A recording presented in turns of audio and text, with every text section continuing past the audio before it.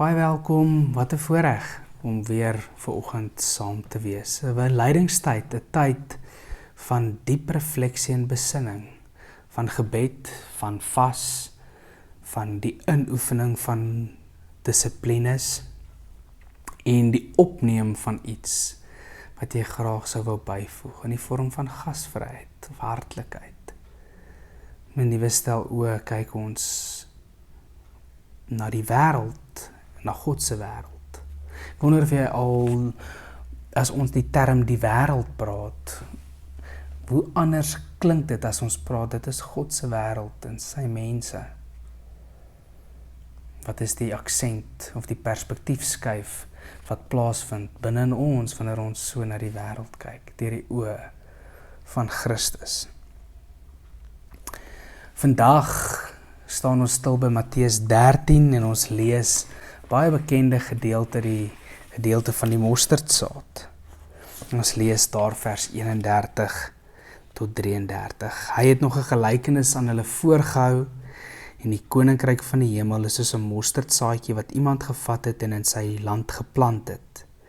Dit is die kleinste van al die soorte saad, maar as dit uitgegroei het, is dit groter as die tuinplante en word dit 'n boom, sodat die voëls in sy takke kom nes maak. Hy het hulle nog 'n gelykenis vertel, die koninkryk van die hemel is soos suurdeeg wat 'n vrou gevat het en in 'n groot skottel meel ingewerk het, totdat dit heeltemal deursuur was. Hierdie beeld van die kleinste saad wat van die grootste bome word. En teoloog Henry Nouwen sê, maak die opmerking dat van die belangrikste deurbrake of veranderings in die geskiedenis van die kerk is nie noodwendig die grootste of die mees indrukwekkende of skouspelagtige gebeurtenisse nie. Maar dat Jesus se lewe word 'n toonbeeld van die nederige manier waarop hy gekom het om sy mense te red, van ons opgeblaaste egos en ons grootheidswaan, om van ons ware mense te maak. Mense wat nie allereers soek na eie eer, status of bewondering nie, mense wat bereid is om nederig te dien, die liefde te gee sonder om iets terug te verwag, iets op te offer sonder dat iemand daarvan hoef te weet. En hoe staan dit in die skrille kontras met hierdie wêreld wat vir ons die grootste dryfveer is om die maksimum invloed en status te bekom, om so gewild en populêr as moontlik te wees, om die voorblad van die dagblaaie te haal.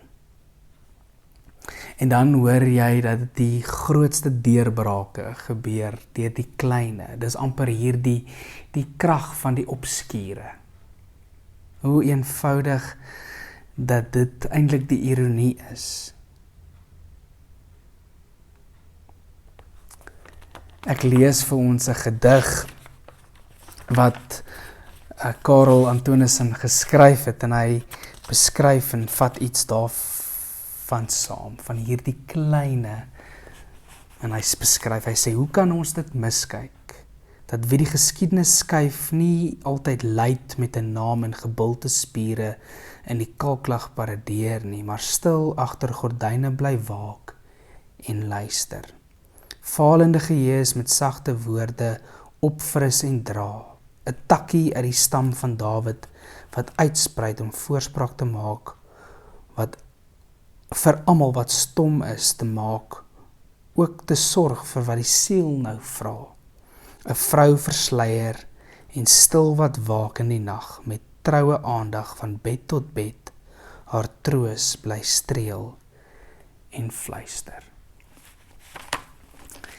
Dat jy dalk in hierdie seisoen wag vir 'n groot gebeurtenis. En dat dit amper vir jou die rede is oor hoekom jy graag jouself in hierdie seisoen wil verdiep. Maar dalk groot is jou teleurstelling, is daar nie iets groots op opspraakwekkend volgens jou plaasvind nie. En Michael sê,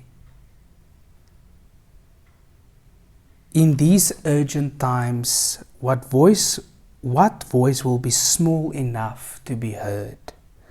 What we need now, we measure history by events and actions, but this book wants to assert a different measure of history, for history, the real and power effect of our inner life, what we believe, what we value, what we love, and what we aspire to.